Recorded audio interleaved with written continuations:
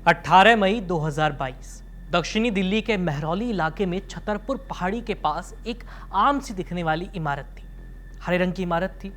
बाहर से देखने पर यह किसी भी दूसरी रिहायशी बिल्डिंग जैसी ही थी, लेकिन इसी बिल्डिंग के एक छोटे से फ्लैट में कुछ ऐसा हुआ जिसने पूरे देश को हिला दिया। एक ऐसा मामला जिसमें एक लड़की ने अपने प्यार के लिए अपना घर छोड़ दिया, अपने परिवार से दूरी बना ली, एक नई जिंदगी शुरू करने का सपना देखा, लेकिन कुछ साल बाद वही रिश्ता उसके लिए सबसे बड़ा खतरा बन गया। इस कहानी में दो नाम थे, श्रद्धा वॉलकर और आफताब अमीन पूनावाला। एक तरफ थी श्रद्धा जो अपने सपनों के साथ जिंदगी जीना चाहती थी, दूसरी तरफ था आफताब जिसने हर कदम पर श्रद्धा की मजबूरी का फायदा उठाया। लेकिन सवाल यह है कि आखिर ऐसा क्या हुआ कि एक रिश्ता जो कभी प्यार से शुरू हुआ था देश के सबसे चर्चित हत्याकांड में बदल गया। कहानी सिर्फ एक हत्या की नहीं है, ये कहानी है रिश्तों में बढ़ते तनाव, परिवार से दूरी, चेतावनी और संकेतों को नजरअंदाज करने और परिवार की लंबी कानूनी लड़ाई की, जो अपनी बेटी की मौत के 4 साल बाद भी उसके अंतिम संस्कार करने का इंतजार कर रहा है। इस सच्ची घटना की पूरी कहानी मैं सुनाऊंगा आपको आज कड़क फाइल्स के इस एपिसोड में। नमस्ते, मेरा नाम है आयुष। चलिए लौटते हैं कहानी पर। 27 साल की श्रद्धा वॉलकर महाराष्ट्र के वसई इलाके की रहने वाली थी। श्रद्धा के परिवार में उसके पिता विकास वॉलकर, उसकी माँ सुमन वॉलकर और उसका भाई श्रीजय वॉलकर है। परिवार के अनुसार श्रद्धा बचपन से ही आत्मनिर्भर बनने वाली एक लड़की थी। उसकी सोच अलग ही थी, उसे घूमना पसंद था, वो जिंदगी को अपने तरीके से जीना चाहती थी। वो मुंबई में पढ़ाई और नौकरी कर रही थी। इसी दौरान उसकी मुलाकात आफताब अमीन पूनावाला से हुई। आफताब भी मुंबई के वसई इलाके का रहने वाला था। उसने होटल मैनेजमेंट की पढ़ाई की थी और कुकिंग और हॉस्पिटैलिटी सेक्टर में उसकी रुचि थी। पढ़ाई के दौरान उसने होटल इंडस्ट्री में इंटर्नशिप भी की थी। दोनों की जिंदगी अलग अलग थी, लेकिन एक समय ऐसा आया जब दोनों एक दूसरे के करीब आ गए। साल 2019 के आसपास श्रद्धा और आफताब की मुलाकात डेटिंग ऐप बम्बल के जरिए हुई थी। इस समय श्रद्धा एक कॉल सेंटर में काम करती थी और आफताब भी अपनी नौकरी और करियर को आगे बढ़ाने की कोशिश कर रहा था। पहले बातचीत शुरू हुई, फिर दोस्ती हुई और धीरे धीरे दोनों का रिश्ता गहरा होता चला गया। श्रद्धा के दोस्तों के मुताबिक शुरुआत में दोनों काफी खुश थे। श्रद्धा अपनी जिंदगी में काफी एक्टिव थी, उसे दोस्तों के साथ समय बिताना और घूमना अच्छा लगता था। लेकिन रिश्ते में आगे बढ़ने के साथ ही कई समस्याएं भी सामने आने लगी। जब श्रद्धा के परिवार को इस रिश्ते के बारे में पता चला तो उन्होंने इसका विरोध किया। वजह, श्रद्धा हिंदू परिवार से थी और आफताब मुस्लिम परिवार से। परिवार की चिंता कई वजहों से थी।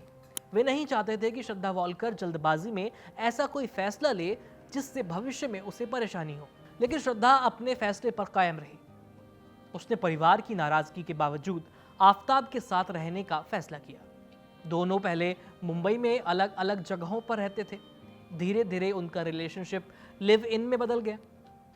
यहीं से परिवार और श्रद्धा के बीच दूरी बढ़ने लगी। श्रद्धा ने एक समय अपने परिवार से कहा था कि अब उसकी ये अपनी जिंदगी है और वो इसे अपने तरीके से जीना चाहती है, इसलिए उसकी जिंदगी में दखल अंदाजी ना करे। वो अपने फैसले खुद लेना चाहती है। इसके बाद परिवार से उसका संपर्क काफी कम हो गया, या यूं कह सकते हैं कि श्रद्धा ने अपने ही परिवार से बातचीत करना बंद कर दिया। हालांकि उसके भाई और उसके पिता सोशल मीडिया के जरिए उसकी जिंदगी के बारे में जानकारी लेते रहते थे। वे उसकी इंस्टाग्राम और व्हाट्सएप स्टोरी देखते रहते थे ताकि उन्हें ये पता चले कि श्रद्धा कहाँ है और किस हाल में है। आफताब के साथ रिलेशनशिप में आने के कुछ ही समय बाद दोनों के बीच तनाव आने लगा। श्रद्धा के दोस्तों और परिवार के आरोपों के मुताबिक दोनों के बीच अक्सर झगड़े होने लगे। इन झगड़ों की कई वजह बताई गई। एक वजह थी आफताब का श्रद्धा के साथ रिलेशनशिप में रहते हुए दूसरी लड़कियों से लगातार बातचीत करना। श्रद्धा को इस बात से परेशानी थी। दूसरी बड़ी वजह थी शादी का मुद्दा। श्रद्धा चाहती थी कि उनका रिश्ता आगे बढ़े और वो आफताब से शादी करे, लेकिन पुलिस जांच के मुताबिक आफताब शादी के लिए तैयार नहीं था। यही बात दोनों के बीच बार बार झगड़े का कारण बनती थी। श्रद्धा के परिवार ने आरोप लगाया कि रिश्ते के दौरान कई बार हिंसा की स्थिति भी बनी। श्रद्धा के साथ आफताब मारपीट करता था। हालांकि उस समय श्रद्धा ने कभी भी ऑफिशियली कोई शिकायत दर्ज नहीं कराई। हर बार झगड़े के बाद दोनों के बीच बातचीत होती, समझौता होता, आफताब सॉरी बोलता और श्रद्धा उसे माफ कर देती। दिसंबर 2019 में श्रद्धा की मां ने उससे संपर्क करने की कोशिश की। उन्होंने अपनी बेटी को समझाया था कि अगर कभी वापस आना चाहो तो परिवार उसके लिए हमेशा मौजूद है। लेकिन कुछ ही समय बाद श्रद्धा की मां का निधन हो गया। ये घटना श्रद्धा के लिए एक भावनात्मक झटका थी। परिवार के अनुसार मां की मौत के बाद श्रद्धा और ज्यादा अकेला महसूस करने लगी। उसका भावनात्मक जुड़ाव आफताब पर और बढ़ गया था। श्रद्धा के पिता ने कई बार उससे बात करने की कोशिश की, लेकिन श्रद्धा ने कोई जवाब ही नहीं दिया। उन्होंने उसे घर वापस आने के लिए भी कहा, लेकिन श्रद्धा का जवाब था कि आफताब बुरा इंसान नहीं है, बस उसके हालात ठीक नहीं चल रहे। ये बातचीत दोनों के बीच आखिरी बातचीत थी। साल 2022 में दोनों ने यानी श्रद्धा और आफताब ने फैसला किया कि मुंबई छोड़कर किसी नई जगह शुरुआत की जाए, और इस फैसले की वजह थी दोनों के बीच लगातार हो रहे झगड़े। आफताब का कहना था कि दिल्ली में नौकरी के नए और बेहतर मौके मिलेंगे और वहां उनकी जिंदगी की नई तरीके से शुरुआत हो सकती है। दोनों ने पहले घूमने का प्लान बनाया। मार्च 2022 के आखिर में दोनों मुंबई से निकले, कुछ बैग्स लेकर। उन्होंने पहले हरिद्वार, फिर ऋषिकेश, इसके बाद देहरादून, मनाली और फिर चंडीगढ़, हिमाचल प्रदेश के कई इलाकों में ट्रैवल किया, घूमा, फोटोज क्लिक किए, स्टे किया। इस दौरान उनकी मुलाकात कुछ लोगों से भी हुई। इन्हीं में से एक व्यक्ति था जिसका नाम था बद्री, जो कि दिल्ली के छतरपुर का रहने वाला है। उसने बाद में इन्हें दिल्ली में रहने में मदद भी की थी। फिर आता है मई 2022 का समय। मई की शुरुआत में ही श्रद्धा और आफताब दिल्ली पहुंचे। करीब 8-10 दिन वो बद्री के घर पर रुके हुए थे। यहां भी दोनों के बीच लगातार झगड़े होते रहे। उनके झगड़ों से परेशान होकर बद्री ने उन्हें कहीं और शिफ्ट होने के लिए कहा। इसके बाद दोनों ने कई मकान तलाशे और महरौली के ही छतरपुर इलाके में किराए पर एक फ्लैट ले लिया। ये एक छोटा सा फ्लैट था, एक कमरा, एक किचन और टॉयलेट बाथरूम। दोनों के पास ज्यादा सामान भी नहीं था। वे मुंबई से कुछ बैग लेकर ही आए थे। श्रद्धा चाहती थी कि क्योंकि वो रिलेशनशिप में रह रहे हैं, लिव इन में रह रहे हैं, इसलिए वसई वाले घर में जो बाकी सामान है वो भी यहाँ मंगा लिया जाए। ऐसा इसलिए ताकि दिल्ली में उनकी जिंदगी काफी व्यवस्थित हो जाए। लेकिन इसी दौरान दोनों के बीच आर्थिक परेशानियां भी बढ़ रही थी। दोनों क्रेडिट कार्ड और सीमित पैसों पर निर्भर थे। फिर 17 मई को श्रद्धा एक दोस्त से मिलने के लिए गुरुग्राम गई। वो उस रात अपने दोस्त के पास ही रुकी थी। लेकिन जैसे ही अगले दिन वो वापस आती है, इसके बाद इसी बात को लेकर दोनों के बीच फिर से बहस हो जाती है, झगड़ा हो जाता है। पुलिस जांच के मुताबिक 18 मई 2022 की शाम को शादी और रिश्ते को लेकर दोनों के बीच बहुत बड़ा झगड़ा हुआ। दिल्ली पुलिस की चार्जशीट कहती है कि इसी विवाद के दौरान आफताब ने गुस्से में आकर श्रद्धा का गला पकड़ लिया और उसे तब तक पकड़े रखा जब तक उसकी सांसें नहीं रुक गई। इसके बाद पुलिस जांच के अनुसार आफताब कई घंटों तक घर में ही रहा। उसी रात उसने ऑनलाइन खाना ऑर्डर किया। जांच में सामने आया कि उसी दोपहर को आफताब ने 2 लोगों के लिए खाना मंगवाया था, जबकि रात में सिर्फ एक के लिए ऑर्डर किया। यानी दोपहर तक श्रद्धा जिंदा थी, लेकिन शाम को नहीं। इसके बाद उसने श्रद्धा के शव को बाथरूम में रख दिया। पुलिस के अनुसार शुरुआत में आफताब का इरादा था कि शव को एक बड़े से बैग में भरकर किसी सुनसान जगह या जंगल में फेंक दिया जाए। इसी योजना के तहत उसने कुछ सामान भी खरीदा।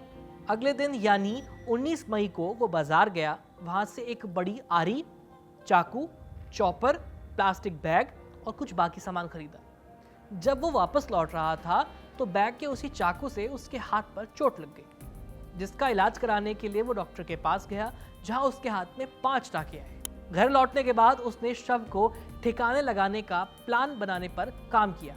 उसने कई डॉक्यूमेंट्रीज देखी, यूट्यूब पर वीडियोस देखे, लेकिन मई की भीषण गर्मी को देखते हुए उसे लगा कि शव को लंबे समय तक सामान्य तरीके से छिपाना मुमकिन नहीं है। इसी वजह से उसने एक बड़ा फ्रिज खरीदने का फैसला किया। जांच के अनुसार उसने छतरपुर इलाके से लगभग 300 लीटर का एक LG का फ्रिज खरीदा, जिसकी पेमेंट उसने श्रद्धा के क्रेडिट कार्ड से की थी। कुछ ही घंटों बाद वो फ्रिज उसके फ्लैट पर पहुंचा दिया गया। इसके बाद उसने श्रद्धा की कलाइयां काटी उसके बाद उसके टखने काटे और उन्हें अलग अलग प्लास्टिक बैग में पैक करना शुरू किया। इस दौरान बाथरूम में खून के निशान और धब्बे फैल रहे थे, तो उन्हें साफ करने के लिए उसने ऑनलाइन शॉपिंग ऐप से कई सामान मंगवाए, जैसे कि toilet cleaner, bleach, glass cleaner, hand wash, chopping board, ये सारा सामान आने के बाद उसने बाथरूम और नाली की अच्छी तरह से सफाई की ताकि वो जाम ना हो जाए और किसी को शक ना पड़े। अगले दिन यानी 20 मई को वो फिर बाजार गया और एक बड़ा लाल रंग का ट्रैवल बैग खरीद कर लाया। शुरुआत में उसका इरादा शव के हिस्सों को इसी बैग में भरकर कहीं फेंकने का था, लेकिन बाद में उसने ये प्लान बदल दिया। पुलिस के मुताबिक उसे लगा कि इतने भारी बैग ले जाने पर किसी को उस पर शक हो सकता है, इसलिए उसने शव के हिस्सों को छोटे छोटे प्लास्टिक बैगों में अलग अलग जगहों पर फेंकने का फैसला किया। इसके लिए उसने श्रद्धा की बॉडी के 35 टुकड़े किए। पुलिस का कहना है कि इसी रणनीति के तहत वो 18 दिनों तक रात के समय महरौली और उसके आसपास के इलाकों में श्रद्धा की बॉडी के हिस्सों को फेंकता रहा।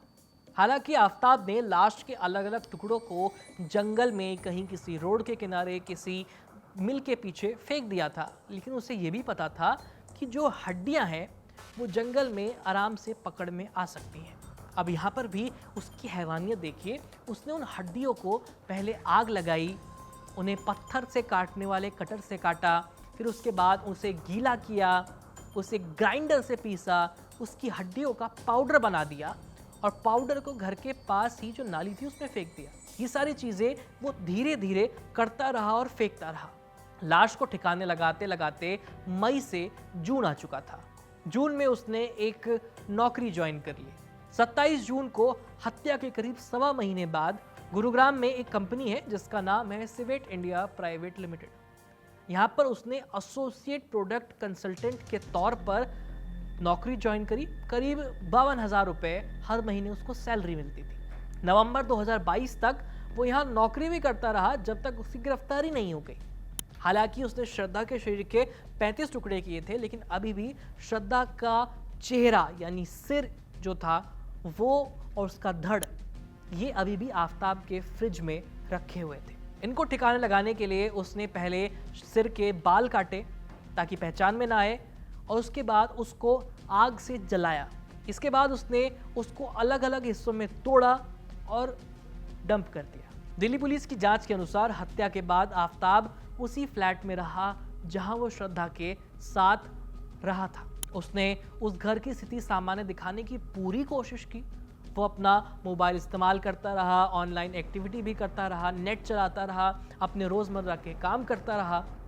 जांच में ये भी सामने आया कि श्रद्धा के सोशल मीडिया अकाउंट और फ़ोन का इस्तेमाल कुछ समय तक उसने किया ताकि लोगों को लगे कि श्रद्धा जिंदा है। इस दौरान उसने श्रद्धा के बैंक अकाउंट से 54,000 रुपये अपने खाते में ट्रांसफ़र कर लिए। जांच में ये भी सामने आया कि इस दौरान वो डेटिंग ऐप्स के जरिए अलग अलग लड़कियों से बातचीत करता रहा और उन्हें उसी फ्लैट पर बुलाता रहा जहां जिस फ्रिज में श्रद्धा की लाश के टुकड़े रखे थे।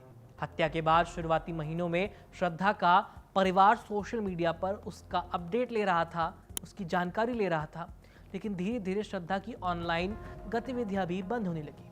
उसका फ़ोन बंद हो गया, उसके दोस्तों को जवाब मिलना बंद हो गया, परिवार को चिंता होने लगी। सितंबर 2022 में श्रद्धा के दोस्त लक्ष्मण नादर ने उसके भाई श्रीजय वॉलकर से संपर्क किया।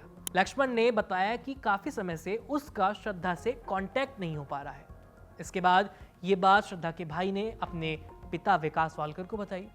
विकास वॉलकर पहले से ही बेटी को लेकर काफ़ी परेशान चल रहे थे। उन्होंने श्रद्धा के दोस्तों से बातचीत की, कुछ जानकारी ली। कुछ लोगों ने उन्हें बताया कि श्रद्धा और आफताब दिल्ली चले गए।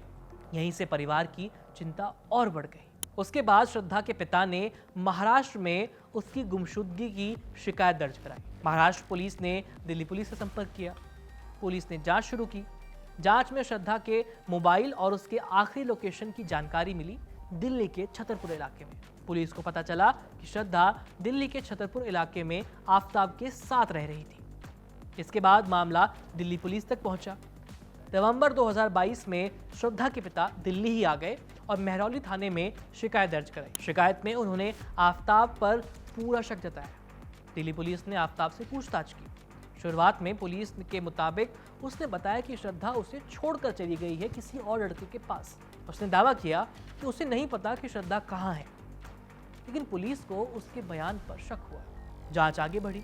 पूछताछ के दौरान पुलिस के मुताबिक आफताब ने हत्या की बात स्वीकार की। उसने बताया कि 18 मई 2022 को झगड़े के दौरान उसने श्रद्धा की हत्या कर दी थी। इसके बाद उसने शव को ठिकाने लगाने की बात भी बताई और यह भी बताया कि कैसे उसने शव के 35 टुकड़े किए। हालांकि किसी भी आपराधिक मामले में सिर्फ आरोपी का बयान काफी नहीं होता। अदालत में दोष साबित करने के लिए मजबूत सबूत भी चाहिए होते हैं और यही वजह है कि पुलिस ने डिजिटल, फोरेंसिक और परिस्थिति जन्य सबूत जुटाने की शुरू कर दी। दिल्ली पुलिस ने जांच के दौरान कई तरह के सबूत इकट्ठा किए। इनमें शामिल थे CCTV footage, mobile location record, call detail record, bank transaction, online खरीदारी के रिकॉर्ड, फ्लैट से मिले कुछ सैंपल्स, फॉरेंसिक रिपोर्ट, जंगल से बरामद की गई मानव अवशेष और हड्डियां। पुलिस ने बताया कि जांच के दौरान जंगल और आसपास के इलाकों से मानव हड्डियां बरामद की गई। फॉरेंसिक जांच में यह साबित हो गया था कि ये हड्डियां श्रद्धा की ही है। दिल्ली पुलिस ने इस मामले में 6,629 पन्नों की चार्जशीट दाखिल की। चार्जशीट में पुलिस ने हत्या, सबूत मिटाने और दूसरे आरोपों से जुड़े पूरी जांच का विवरण दिया। पुलिस ने अदालत में कई सबूत पेश किए। इस मामले में 200 से ज्यादा गवाहों की एक लिस्ट बनाई गई। इनमें पुलिस अधिकारी, फोरेंसिक एक्सपर्ट, मकान मालिक, आसपास रहने वाले लोग, श्रद्धा और आफताब को जानने वाले लोग शामिल थे। 2023 में इस मामले की सुनवाई शुरू हुई। अदालत में धीरे धीरे गवाहों के बयान दर्ज किए जाने लगे। इस केस की सबसे बड़ी चुनौती ये थी कि हत्या का कोई गवाह ही नहीं था, यानी ऐसा कोई व्यक्ति था ही नहीं जिसने घटना को अपनी आंखों से होते हुए देखा हो। इसलिए पूरा मामला परिस्थिति जन्य सबूतों यानी सर्कमस्टेंशियल एविडेंस पर आधारित है। कोर्ट में अभियोजन पक्ष को यह साबित करना है कि श्रद्धा की मौत हुई है, उसकी हत्या आफताब ने की है और हत्या के बाद सबूत मिटाने की कोशिश की गई है। 31 जुलाई 2026 को दिल्ली हाई कोर्ट ने श्रद्धा वॉलकर हत्याकांड की सुनवाई को जल्द खत्म करने के लिए कोई तय समय सीमा देने से इनकार कर दिया। ये याचिका श्रद्धा के भाई श्रीजय वॉलकर ने दाखिल की थी। उनका कहना था कि मामले की सुनवाई काफी लंबी हो रही है, लेकिन हाई कोर्ट ने कहा कि ट्रायल कोर्ट पहले से ही इस मामले की सुनवाई रोजाना कर रहा है। दिल्ली पुलिस की ओर से अदालत को बताया गया कि 200 से अधिक गवाहों में से 157 गवाहों की गवाही पूरी हो चुकी है। अदालत ने कहा कि अगर जरूरत पड़े तो विदेश में मौजूद गवाहों की गवाही जल्द से जल्द कराने के लिए गृह मंत्रालय और विदेश मंत्रालय का सहयोग भी चाहिए।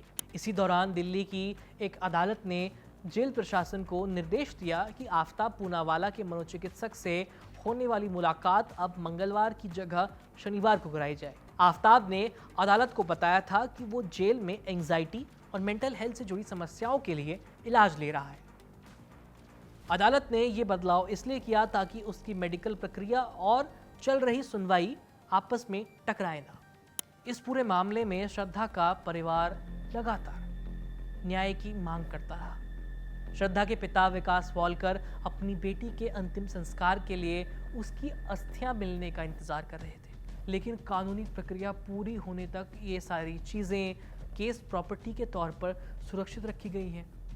बाद में विकास वॉलकर का निधन हो गया। अब श्रद्धा का भाई श्रीजय वॉलकर परिवार की ओर से इस कानूनी लड़ाई को आगे बढ़ा रहा है। श्रद्धा वॉलकर हत्याकांड सिर्फ एक आपराधिक मामला नहीं है, इसने कई बड़े सवाल खड़े किए। क्या प्यार के नाम पर किसी इंसान को अपनी सुरक्षा और अपनी पहचान से समझौता करना चाहिए? इस केस पर अदालत का फैसला आना अभी बाकी है। कानून अपना काम कर रहा है, लेकिन श्रद्धा वॉलकर की कहानी ने एक बात जरूर साफ कर दी, किसी भी रिश्ते में विश्वास के साथ साथ सम्मान और सुरक्षा उतनी ही जरूरी है। फिलहाल आज के कड़क फाइल्स के इस एपिसोड में इतना ही। बाकी इस स्टोरी को लेकर आपकी जो भी राय है कमेंट सेक्शन में अपनी राय लिख करके भेज दीजिए। मेरा नाम है आयुष। कैमरे पर इस वीडियो को रिकॉर्ड किया था मेरे साथी नकुल और अली ने, और साथ ही इसे एडिट किया है मेरे साथी अभय ने। देखते रहिए कड़क। धन्यवाद।